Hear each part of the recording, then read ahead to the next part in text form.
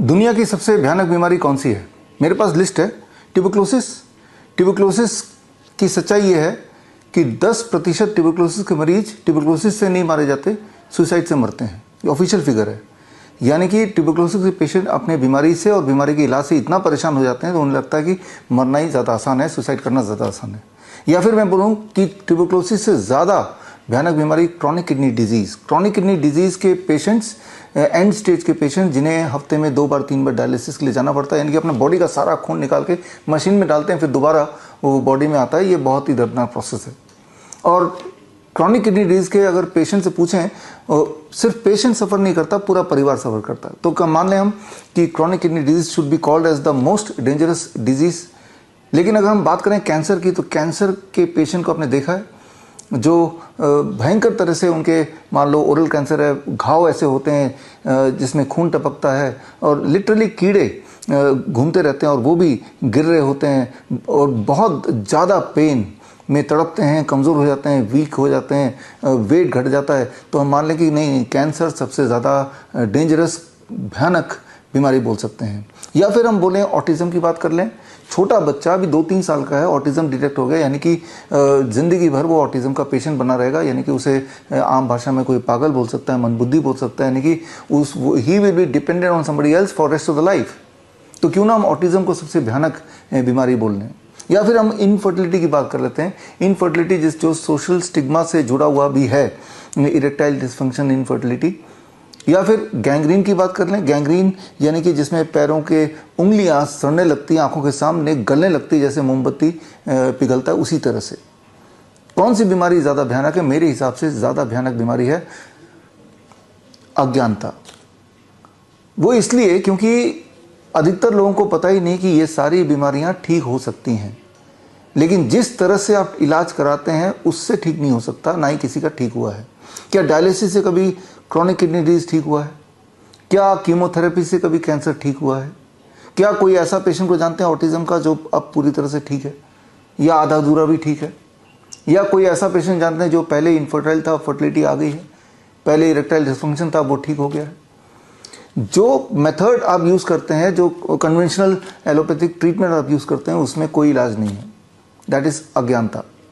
तो करना क्या होगा? मेरे पेशेंट ठीक होते हैं, डॉक्टर BRC के प्रोटोकॉल जो फॉलो करते हैं वो घर पे रह के ही ठीक होते हैं, और इतनी भयानक दिखने वाली बीमारी का आसान से आसान इलाज अवेलेबल है, वो भी एविडेंस बेस्ड।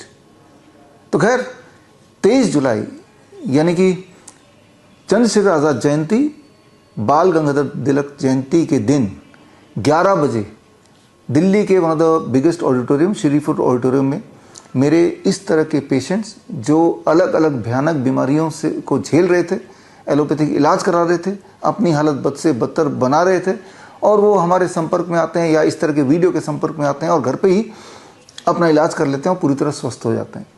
तो ऐसे पेशेंट्स आपसे मिलने आ रहे हैं।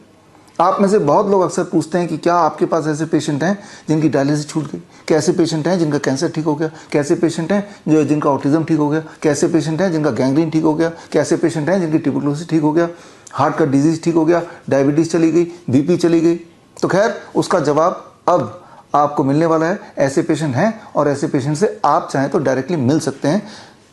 23 जुलाई 11 बजे श्री फोर्ट ऑडिटोरियम में फिजिकली आएंगे अपने पास के रिपोर्ट को लेके और पास्ट मेडिकल हिस्ट्री को लेके और अभी के रिपोर्ट को लेके वो रूबरू आप हो सकते हैं। और जो लोग आना चाहते हैं 23 जुलाई के प्रोग्राम में, स्क्रीन पे दिए हुए लिंक में जाके अपना नाम भर दें ताकि आपका सीट हम रिजर्व कर लें। ये एब्सोल्युटली फ्री है।